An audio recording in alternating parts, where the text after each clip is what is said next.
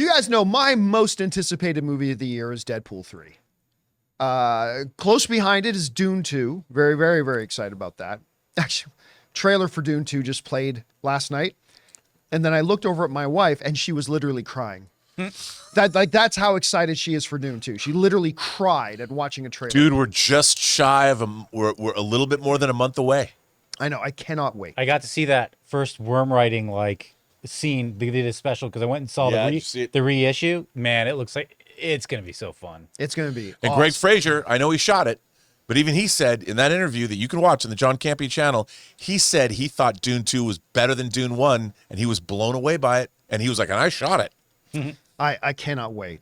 And there's nothing I'm excited for more, except for Deadpool 3. This one is the one that is absolutely for me. But a lot of people, we've been speculating, even around here, we've been kind of throwing some ideas in the hat about what we think this movie could be about. What's the basic idea, all that kind of stuff.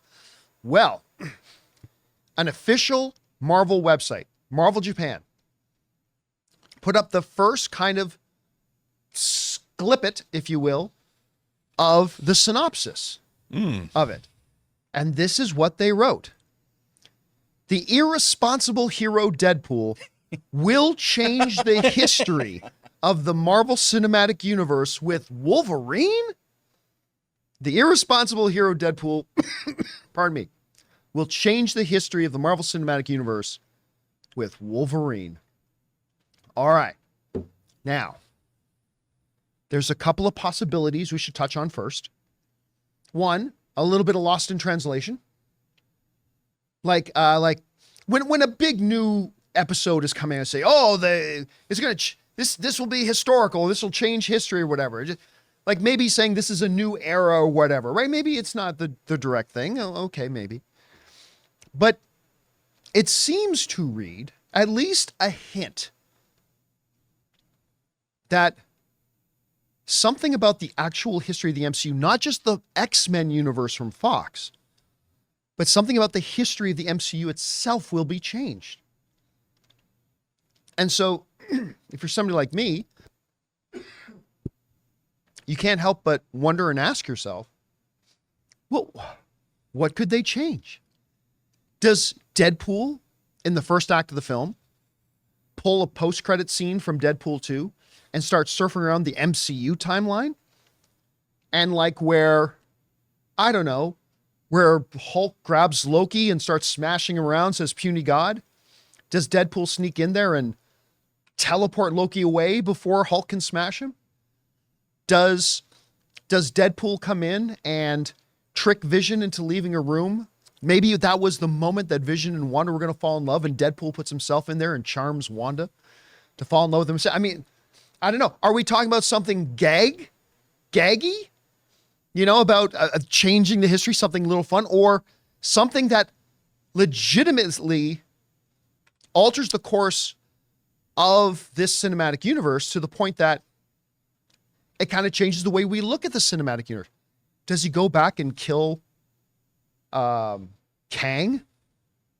Do we get a flashback to that episode in Loki season 2 when Kang is just a little boy before he gets the Time Variance Authority handbook? And does Deadpool go, sorry, kid, kill the kid? And that explains why Kang is no longer in the MCU?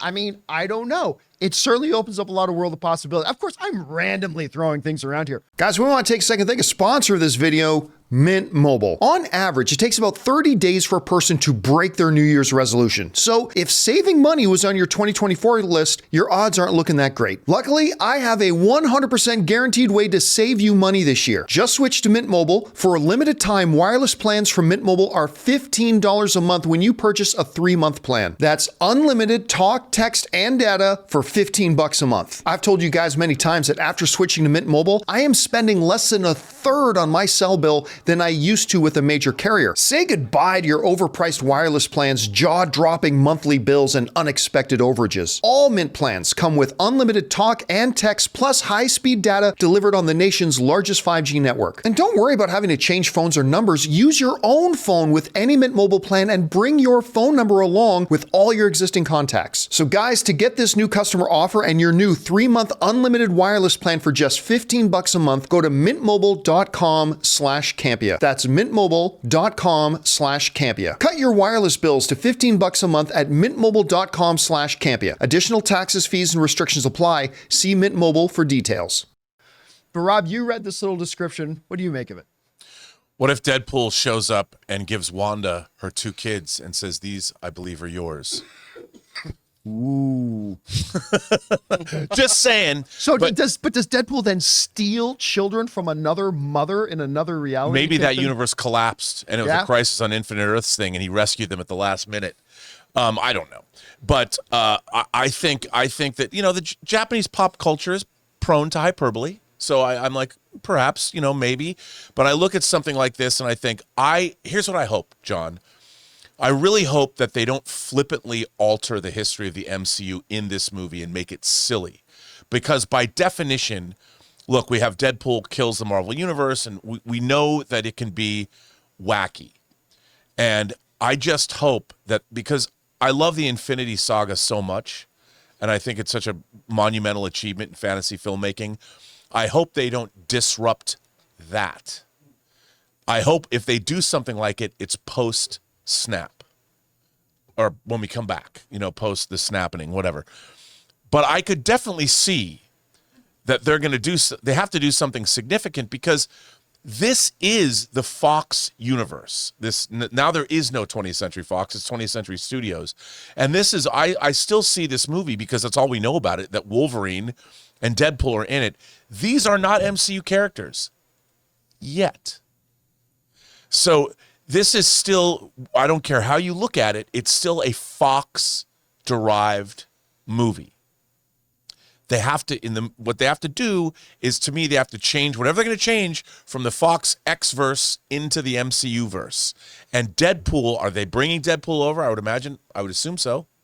So that's what this movie has to do. It has to literally take the needle from one studio to another, one continuity, one universe to another, and make it credible. Because even though as silly and crazy as Deadpool can be, Deadpool 1 especially works as its own movie. The story was there, the pathos was there, the emotion was there, the relationship that Wade had with Vanessa was there, very real.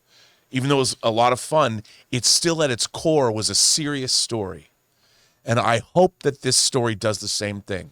Well, what do you think they mean, though, when they say that Deadpool will change the history of the MCU? Well, I think that by definition, it kind of has to. Because I would think that the one way, if they want to bring in, I don't know how they're going to introduce the X-Men into the Marvel Cinematic Universe, but that's one way they could do it. And if suddenly at the end of this movie, the X-Men have been there all the time, that could be the most significant change that is credible for these two guys to be in a movie together. What are they? They're mutants. We've seen snippets of mutation. And then, what if you give Wanda her kids back and she goes, you know what? You guys don't know this, but since Wolverine and Deadpool are here, there's something I forgot to tell you. And she snaps her fingers and brings all the mutants back that she had off-screen gotten rid of. And the reason they called her Miracles was because she'd already gotten rid of all the... We've talked about that before. Yeah, that's a very interesting theory. It's been years since we talked about that. Because if Wanda were to see Deadpool and Wolverine, and it would tie back to WandaVision with Quicksilver, who the Ralph Boner thing could be erased, and no, that was really Quicksilver from the same universe that these two guys are from, but Wanda just didn't want to admit it or do something. I don't know. Here's a way I'm so down a rabbit hole The here. one fear you've said you've had a couple of times is about bringing Deadpool into the MCU, about maybe then making it too silly, right? There's a template out there. I don't know if you've read it, but in Injustice Gods Among Us over in DC, in that world, of course, where Superman loses, he kills Lois Lane. He was tricked into killing Lois Lane and he snaps. He loses it. He decides, that's it. I'm going to take over the world. All that kind of stuff, right? Well, in the sequel to The Dark Knight Returns, what was the name of the sequel to The Dark Knight Returns? The Dark Knight Strikes Back. The Dark Knight, was that the name of it? I think it was. They bring Plastic Man into that. And I'll never, because I always thought, when I thought of Plastic Man, and this is how it ties into Deadpool, when I would always think of Plastic Man, I just thought of this silly character, right? But in that follow-up to The Dark Knight Returns, I remember them going to get him. And Batman in his thoughts is saying, this is risky. because this guy, they still hadn't revealed who it was. But he says, this guy can kill all of us easily. And then they reveal it's Plastic Man, right? And he's this jovial, like running joke sort of thing. Well, then in Injustice Gods Among Us, there's a little storyline where Superman and his cronies imprison Plastic Man's son. And Plastic Man shows up to Superman's throne room with all the other, his lackey heroes there, Wonder Woman, all that. And he's just like, so you got my kid, right? And he is not impressed by Superman, right? But he's still Plastic Man. He's still jokey. He's still cracking wise. He's still doing all this kind of stuff, right? But it's in a very serious story. Yeah. And there's your template. Like, you can bring Wade Wilson in. You can bring Deadpool in, being fully Wade Wilson, being fully Deadpool. And you just have to have this more serious world around him now respond accordingly. And you know what? They've already kind of done that in a way, because I've always kind of felt ever since Deadpool 1 that Colossus was kind of a little bit of that already, you know? Yep. Saying, you know, the professor wants to see you. It's like, you know, Wade, you this and this, and Wade's still doing the wacky stuff. Like, so maybe there's a way they can make sure that. Yeah, works. I mean, look, I like you. I'm deliriously excited for this movie. I just want to make sure. I can't make sure of it, but I just would hope that it has a serious side to it, because that's why I think Deadpool has worked. Because as goofy as it is, the storyline is always grounded in something. Even the relationship he has with his blind. She's great. His landlord. I mean, there's, even though she's foul mouthed and they have a funny relationship, there's still a real emotional connection and pathos there that works.